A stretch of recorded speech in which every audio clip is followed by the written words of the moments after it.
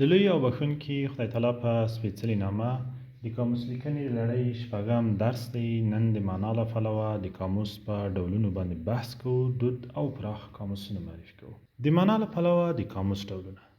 نن قاموسونه د املا، ګرامر او معنا او داسې نورو موخو لپاره کارول کیږي.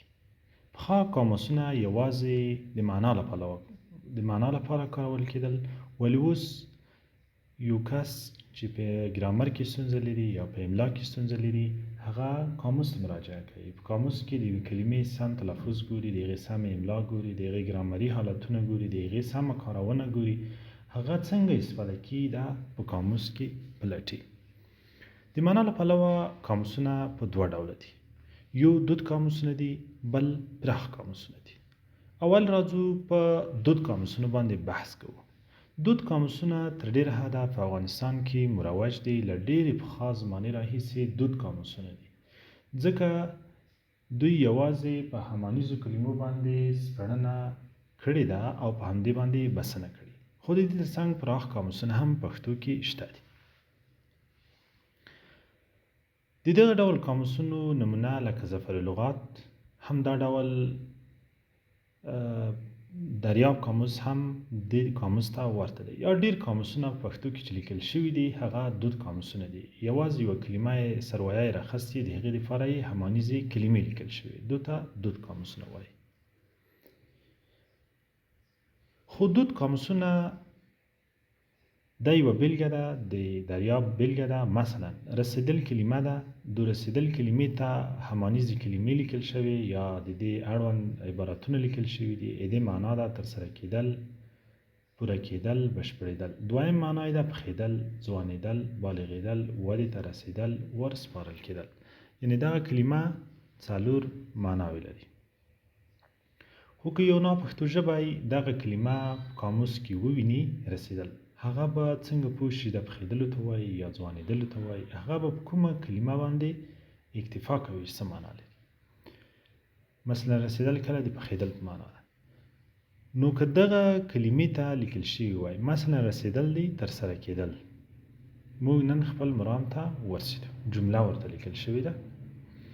یا رسېدل د پخېدلو په معنا چې ده زموږ باغ رسېدلی دی، یعنې موږ باغ پوخ شوی دی. رسېدل چې د ځوانېدلو په معنا دی یا د بالغېدلو په معنا دی. ودې ته رسېدل، زامن مې رسېدلی دي، یعنې ځوان شوي دي. که دغه ډول وسپړل شي دود قاموسونه، نو ګټه به ډېر وي. هغه څوک چې په دې کلمه کې مشکل لري، د هغې مشکل به په ښه ډول حل شوی وي. نو دود قاموسونه تر ډېره حده د کاروونکي ستونزې نشي حلولی. دویم پراخ قاموسونه. پراخ قاموسونه له نامې ښکارېږي چې پراخه ده. د سرویینو پر معنا سربیره هغه کلمې اړوندونه راځي چې معنا ترې ډېره روښانه کوي. پښتو کې دغه ډول قاموسونو بیلګه چې ده پښتو تشریحي قاموس دی، تر ډېر حده دغه ځانګړنې لري. خو هغه هم د قاموس ترڅنګ دایرة المعرفي ځانګړنې لري، ځکه یوه کلمه یې ډېره پراخه سپړلې ده. د قاموس کاروونکي تر هدف ډېر وخت بلې خواته ځي. یو سروایه په ګرامري دندو سربیره تعریف شوی دی او وضاحت لپاره بیلګې ورکړل شوي دي. دا به په خپل ځای بیا وسپړو. د پراخ قاموسونو یوه بیلګه مثلا د قاموس کلمه ده، یو سروایه دی، د دې لپاره تلفظ لیکل شوی دی قاموس. په دې ډول تلفظیږي، نرینه نوم دی. جمع قاموسونه په عربي کې قوامس ورته وایي. د دې اصل چې دی عربي دی. خو دغه پراخ قاموسونو کې یوه کلمه داسې سپړل شوې وي، هغه کتاب چې د یوې ژبې کلمات، معناوې او تعریفونه په الفبایي ترتیب کې راغلي وي، دې ته وایي قاموس. دې همانیزې کلمې راغلي: ډکشنري، سیند، دریاب، فرهنګ. دې همانیزونه راغلي او د دې لپاره بیلګې راغلي. د پښتو کلماتو املا یې باید په قاموس کې وکتل شي. دا یوه بیلګه ده. پښتو فرانسوي قاموس، دا یوه جمله د دې لپاره ذکر راوړل شوې ده چې د قاموس معنا باندې موږ ښه وپوهېږو. دا د پراخ قاموسونو یوه بیلګه ده. آنلاین قاموسونه هم لرو. په انګلیسي کې ټول اکثریت چې دي زیاتره پراخ قاموسونه دي. د یوې کلمې ټولې ځانګړنې لیکل شوي دي. مثلا په انګلیسي کې یوه بیلګه راخیستل شوې ده، هیډ. دا اسم دی، سر ته وایي، د سر عکس یې هم راخیستی دی.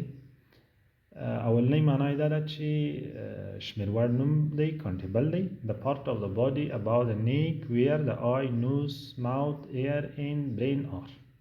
د غاړې پاس د بدن یوه برخه ده، د بدن یو غړی دی، د غاړې پاس چیرته چې سترګې، پوز او خوله او مغز پکې دي. بیا دې دپاره بیلګې راخیستې دي. put this hat on the keep your head warm. خولۍ په سر باندې کول سر ګرم ساتي.